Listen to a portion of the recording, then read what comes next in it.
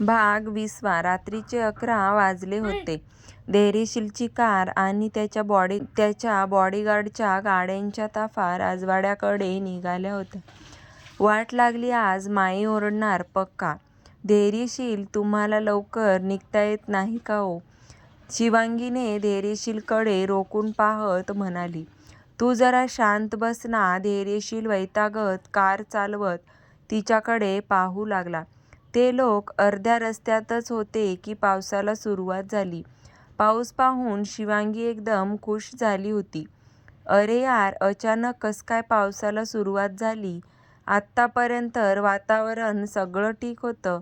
धैर्यशील स्टेअरिंगवर बोटाने टेप करत वैतागत बडबडला. धैर्यशील, गाडी थांबवा. शिवांगी मोठ्याने जवळपास ओरडली. तिच्या ओरडण्याने त्याने पटकन घाबरून ब्रेक दाबले.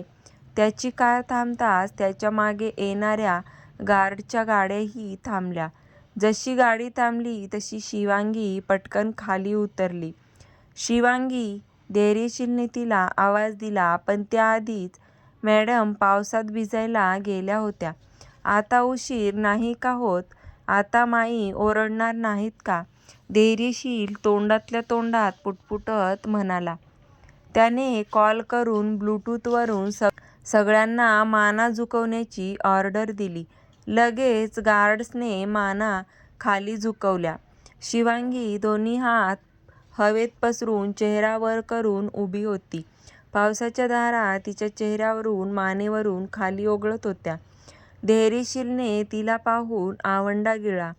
तोही नकळत तिला पाहतच कारमधून उतरला. लाईटच्या उजेडात पावसाचे थेंब तिच्या चेहऱ्यावर चमकत होते आणि इकडे धैर्यशीलच्या हृदयाची धडधड वाढली होती. ती इतकी सुंदर दिसत होती की तोही नकळतपणे चालत तिच्याकडे जात होता. ये साजिश है बूंदों की, कोई ख्वाहिश है चुप चुप सी.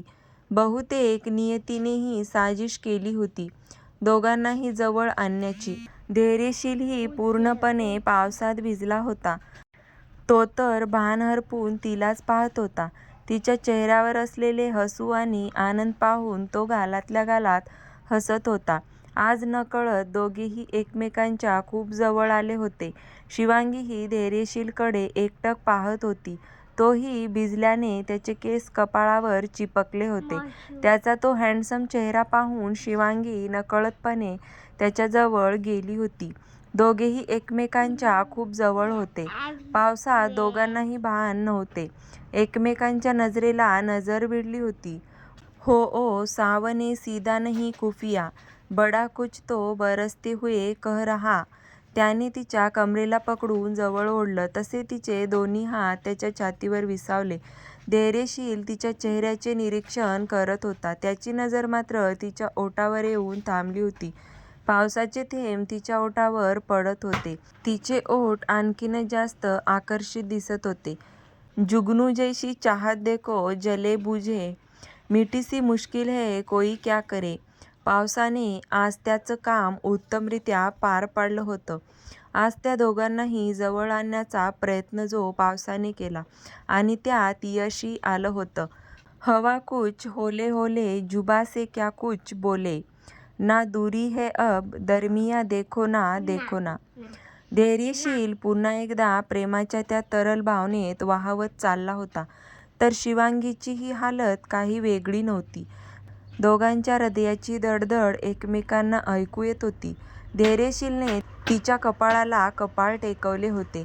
वरतून पाऊस त्या दोघांच्या प्रेमाचा साक्षीदार होता. हळूहळू एक एक पायरी पुढे जात होते. धैर्यशीलचा भूतकाळ जरी असला तरीही तो खूप पुढे आला होता. शिवांगीने पुन्हा एकदा त्याला प्रेमाच्या वाटेवर नेलं होतं. वीज चमकली तसे ते दोघे भानावर आले. दोघेही एकमेकांना जवळ पाहून दोघेही आश्चर्यचकित झाले. दोघेही पटकन बाजूला झाले. शिवांगीचे गाल लाल झाले होते. धैर्यशीलने इकडे तिकडे पाहत केसातून हात फिरवला. ऑकवर्ड सिच्युएशन झाली होती. धैर्यशील, थंडी वाजत आहे, आपण निघूया का? शिवांगी शांतता तोडत म्हणाली. हो चल, धैर्यशील म्हणाला.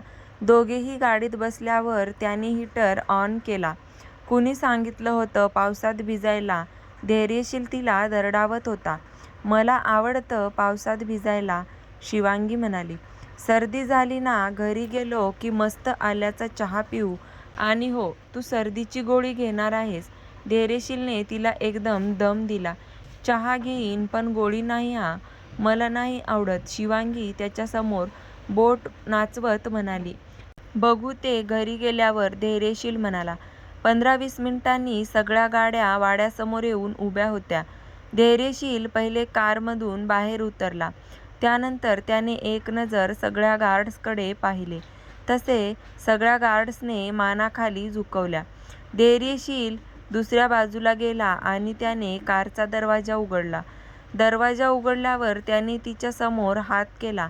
तसे तिने पटकन त्याच्या हातात हात दिला आणि कारमधून उतरली. दोघेही वाड्याच्या प्रवेशद्वाराजवळ आले होते.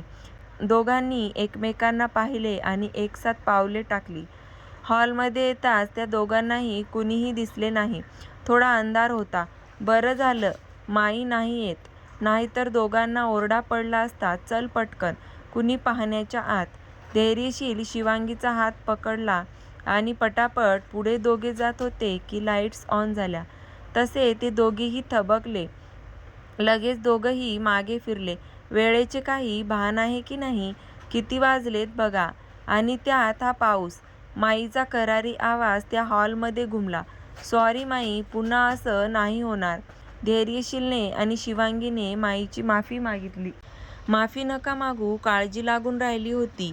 अचानक वादळी वाऱ्यासकट पाऊस पडत होता. तुमच्या दोघांचा पत्ताच नाही. बरं जा आता आवरून घ्या. आल्याचा चहा पाठवते. दोघेही भिजलेले आहात.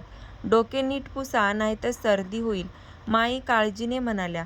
हो माई, आल्याचा चहा पिल्यावर बरं वाटेल, धैर्यशील म्हणाला. हो पाठवते. पहिले आवरून घ्या, उद्या बोलू आपण, माई म्हणाल्या. हो माई, धैर्यशील म्हणाला. दोघेही पटापटा वर निघून गेले. रूममध्ये येताच धैर्यशीलने पाहिले. शिवांगीला बाथरूममध्ये आवरायला पाठवलं. 5 मिनिटांनी आल्यावर धैर्यशील गेला. तेवढ्यात त्याच्या रूमचा दरवाजा टकटक वाजला. तशी शिवांगीने लगेच दरवाजा उघडला. तशी एक लेडी स्टाफ चहाचा ट्रे घेऊन उभी होती. तिने लगेच त्या लेडी स्टाफकडून चहाचा ट्रे घेतला आणि तिला हलकी स्माईल दिली. त्या लेडी स्टाफने अदबीने शिवांगीकडे पाहिले आणि निघून गेली. शिवांगीनेही दरवाजा बंद केला. ट्रे तिने टेबलावर ठेवला. धैर्यशीलची वाट पाहत सोफ्यावर बसली. बाथरूममधून धैर्यशील सवयीप्रमाणे केस नुसताच टॉवेलने गुंडाळून बाहेर आला. एका हाताने केस टॉवेलने पुसत होता. त्याची ती 6 पॅकवाली बॉडी चमकत होती. नुकतीच आंघोळ केल्याने त्याची त्वचा लालसर झाली होती. रूममधले वातावरण जरा गरम झाले होते. शिवांगी त्याला बहाणरपून पाहत होती. हे असं बाहेर आलेत, ही विसरलेत की का मी इथे बाथरूममध्ये आहे?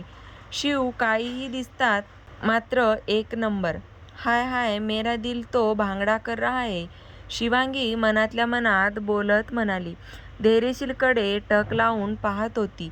धैर्यशील अचानक मागे वळला तर त्याची नजर शिवांगीवर गेली, जी त्याला ताडत होती. ती बिचारी विचार मनातल्या मनात करत होती, पण तिच्या चेहऱ्यावरचे बिघडणारे हावभाव पाहून त्यालाच हसू येत होतं. इट्स ओके, मी राग नाही मानणार जरी तू मला पाहिलं असशील तरी, कारण मी नवराच आहे ना तुझा, तर तुझा पूर्ण अधिकार आहे मला बघण्याचा. धैर्यशील तिला जवळ ओढत म्हणाला. ती त्याला डोळे मोठे करून पाहत होती. रूममधले वातावरण काही असे रोमॅन्टिक झाले होते.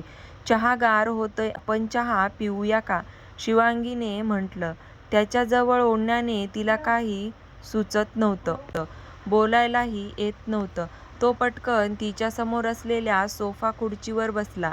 तुम्ही असे चहा पिणार का, शिवांगी त्याला पाहतच म्हणाली.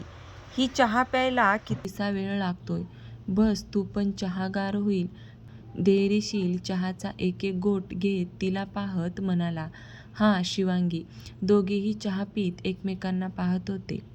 धैर्यशील शिवांगीकडे टक लावून पाहत होता. त्याच्या पाहण्याने तिचे गाल आणि कान मात्र लाल झाले होते.